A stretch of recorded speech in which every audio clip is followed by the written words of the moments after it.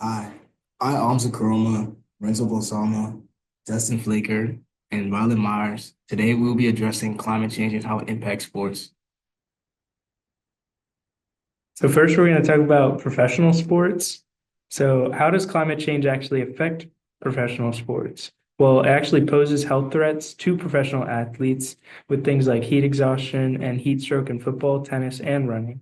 For example, the Australian Open enacted a heat policy in 2015. Also in 2015, the Los Angeles Marathon had over 200 people that needed medical attention, with 30 of them actually going to the hospital. This also affects the ability of the athletes to perform at their best, specifically with longer marathon times and runners running in that higher heat.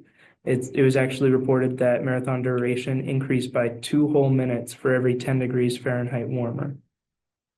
Another important thing to mention is weather-related damage to venues and facilities. One good example is loss of snow for skiing. With higher temperatures, there's less snow and skiing seasons are shortened. And also, NFL stadiums are at risk of flooding or wildfire. And in fact, $11 billion in damages is estimated to happen to NFL stadiums by 2050. So next, we need to talk about high school sports and sports for children. So why are these children at risk? Because those in the age of 18 are already more susceptible to heat. And because it's just getting hotter and hotter, these children are being forced to stay indoors or opting to stay indoors just because of how hot it is. Most high school sports are outdoor, like think of tennis, baseball, football, soccer. All of them are relying on the kids being out there and in the wild. So especially in the southern states, these climates are just getting unbearable for children, and it's the heat related illnesses and even deaths are just going up and up over the years, and it's projected to just get even worse and worse.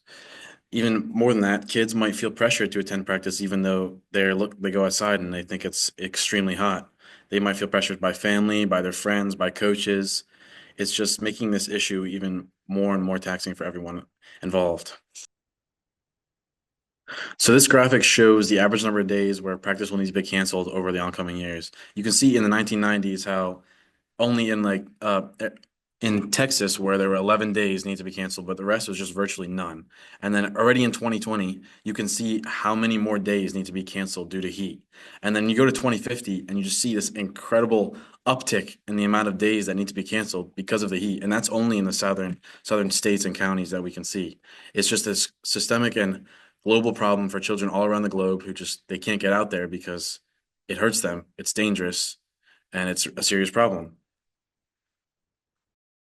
As climate change intensifies, sports are implementing new protections for athletes.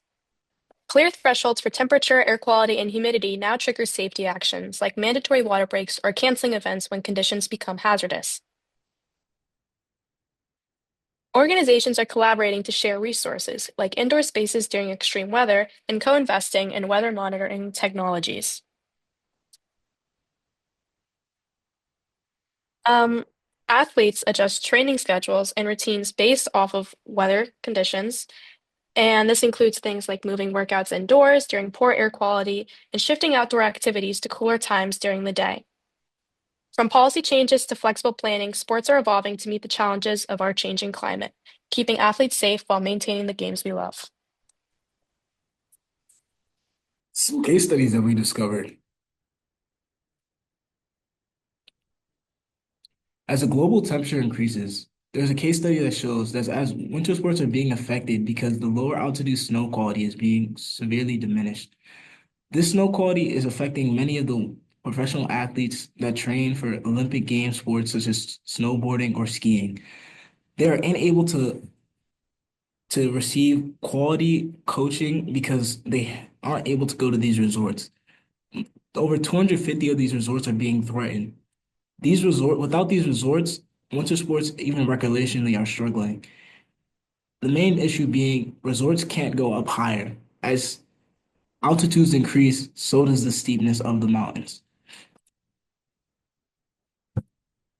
Many of these athletes are also being affected with their outdoor training. As my peer said earlier, many of these athletes are feeling pressured, and as global temperatures double compared to years before, it threatens the structural way that we think of outdoor sports. We may not even see many of these outdoor sports in the Olympics.